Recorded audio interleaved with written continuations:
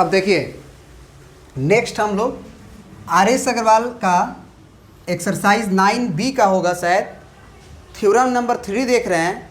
और हूबहू यही चीज़ आपके NCERT एक्सरसाइज 7.4 का क्वेश्चन नंबर 4 नहीं बल्कि क्वेश्चन नंबर 6 है शायद, है ना, 4 नहीं, क्वेश्चन नंबर आप 6 लिख लीजिएगा।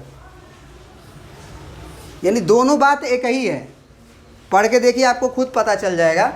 वैसे हम बता देते हैं इनका मोटा मोटी मतलब क्या है, फिर हम क्वेश्चन को पढ़ देते हैं। ये बोल रहे हैं कि अगर एक पॉइंट से एक लाइन के ऊपर आप पॉइंट्स को ज्वाइन करें, हर एक पॉइंट्स को ज्वाइन करें, ये पॉइंट्स को ज्वाइन करें, इसको ज्वाइन करें, इसको ज्वाइन करें, इसको ज्वाइन करें, तो इन्होंने बोला कि जो सबसे छोटा लाइन सेगमेंट होगा ना, वो अगर आप परपेंडिकुलर डालते हैं सामने वाले साइड पे, वही सबसे छोटा लेंथ होगा। चाहे आप कोई भी पॉइंट को इस लाइन सेगमेंट पर का मतलब इस लाइन L पर के किसी भी पॉइंट को आप ज्वाइन कर लें, वही सबसे छोटा होगा, वही सबसे छोटा होगा जो P पॉइंट से इसके ऊपर परपेंडिकुलर होगा। ये बात हमें प्रूफ करना है कि अगर आप नॉर्मल डालते हैं, परपेंडिकुलर ड्रॉ करते हैं किसी पॉइंट से किसी लाइन के ऊपर, तो वो सबसे छोटा डिस्टेंस कहलाता है अदर के कंपेयर में। अब जरा इसको पढ़ते हैं थ्योरम को। कह रहा है कि prove that of all the line segments that can be drawn to given line from a point not lying on it, the perpendicular line segment is the shortest. इन्होंने बोला कि आप लाइन सेगमेंट ज्वाइन करो भाई। कहाँ से join करो? तो एक ऐसे पॉइंट से जो L पे लाई नहीं कर रहे हो। जैसे हमारा एक लाइन L है और अगर पॉइंट P जो है वो इसी पे लाई कर गया, तब सबसे शॉर्टेस्ट डिस्टेंस तो 0 हो गया ना, अगर इसी पे पॉइंट लाई कर गया तो इन्होंने बोला कि ऐसे पॉइंट जो लाइन के ऊपर नहीं है, ऊपर है अगर, तो उस लाइन से जितने भी लाइन सेगमेंट आप ज्वाइन कर रहे हो, वो सारे लाइन सेगमेंट में सबसे शॉर्टेस्ट लाइन सेगमेंट वही होगा जो इसके ऊपर परपेंडिकुलर होगा, है ना। Perpendicular line segment is shortest, perpendicular line segment is shortest. आपका क्वेश्चन नंबर 6 क्या कह रहा है? सो दैट, प्रूफ करो आप कि of all the line segment drawn from a given point not lying on it, the perpendicular line segment is shortest. बात एक ही है, बात समझ गए? चलिए अब इसको प्रूफ करते हैं, ठीक है। चलिए, तो हम गिवन लिख दिए हैं कि PM is perpendicular to L, ठीक है। और फिर हमें ये प्रूफ करना है कि PM is less than PN।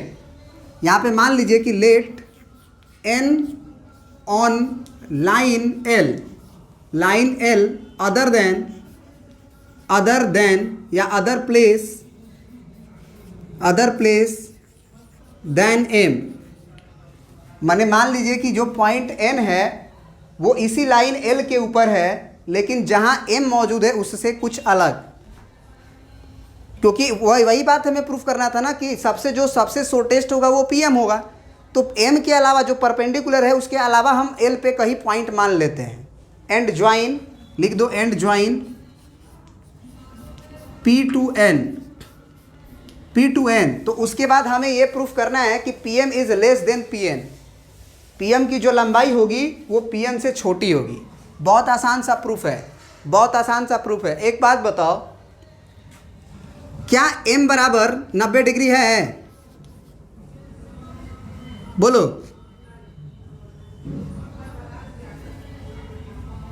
क्या वो हमेशा बड़ा होगा एंगल N से? बोलो। Because in any triangle if one angle is 90 degree, one angle is 90 degree, then other two angle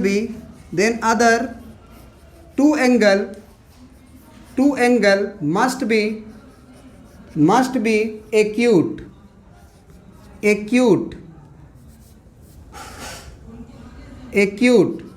that is less than 90 degree. तो ये बात तो पक्की हो गई कि एंगल एम जो है 90 डिग्री का मान है और इसीलिए एंगल एम का वैल्यू एंगल एन से बड़ा होगा।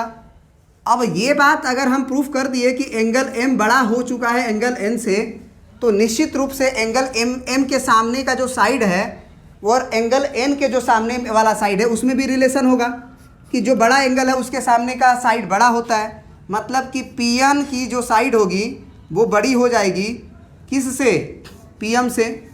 दिस इम्प्लाई कि P M is less than P N. क्या ये बात समझ में आई? बोलिए, समझ में आई बात? चलिए, तो ये वाली बात आप ब्रैकेट में लिख लीजिएगा, है ना। Pn को जब इस इंफॉर्मेशन से हमने लिखा है कि Pn ग्रेटर देन Pm, तो हमने लिखा है कि वो sides opposite to longer angle is larger, माने वो साइड जो बड़े एंगल के सामने होगा वो बड़ा होगा। उसी थ्योरी से हमने ये बात लिखा। और अगर Pn अगर बड़ा हो चुका है और Pm छोटा हो चुका है तो Pm के तरफ दबा हुआ मुंह है, तो भले आप Pm को इधर लिखो, Pm के तरफ दबा हुआ मुंह रहेगा, और Pn के तरफ अगर खुला हुआ मुंह है तो Pn के तरफ खुला हुआ मुंह रहेगा। समझ में आ गई ना बात?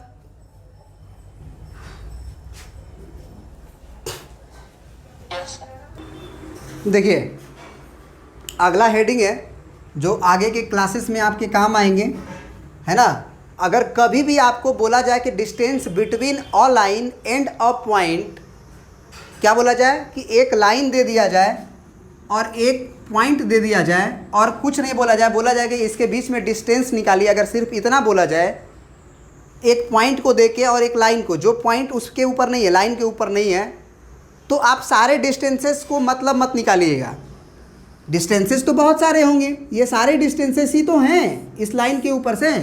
लेकिन अगर इन्होंने बस वर्ड बोल दिया कि distance between a line and a point, तो ये मतलब केवल ये निकालिएगा कि वो बात कर रहा है केवल परपेंडिकुलर डिस्टेंस के बारे में, सबसे शॉर्टेस्ट डिस्टेंस के बारे में।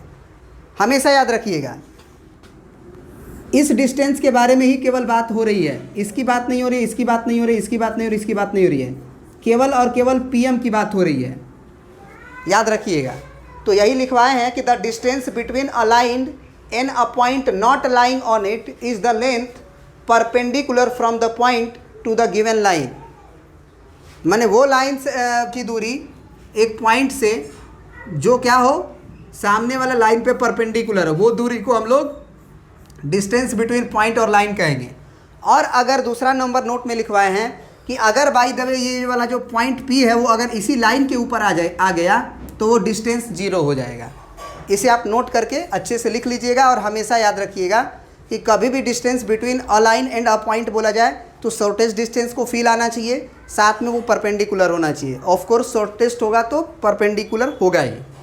इसे नोट डाउन कर लीजिए आप लोग। अब फिर नेक्स्ट देखेंगे हम लोग।